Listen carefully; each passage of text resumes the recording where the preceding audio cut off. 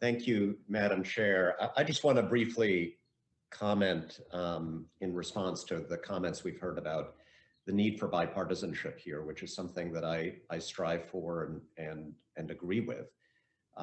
Like many of us, I would say probably all of us on this committee, I represent communities in my district, multiple communities with dangerously aging water infrastructure, water systems. I represent multiple rural communities that aren't even connected to water systems, whether new or aging. And most of the communities I represent are led by Republicans, not by Democrats. And there's unanimity among them that we need an approach such as this. But this isn't only bipartisan back home.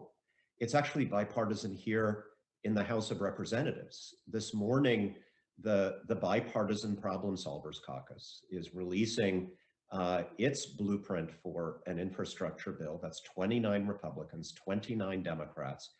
And we are proposing $60 billion for water and sewer systems over 8 years, which is a number almost identical to what we are doing today in this committee, and significantly more than, for whatever reason, Republicans on this committee were willing to accept.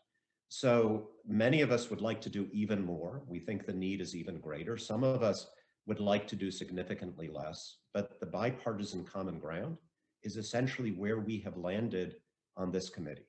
And so for anybody who is answering those questions back home about why can't you be more bipartisan, why can't you find common ground?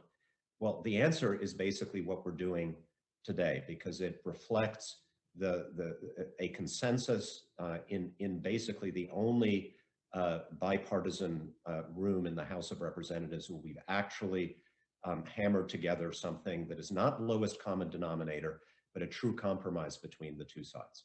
Thank you, and I yield back.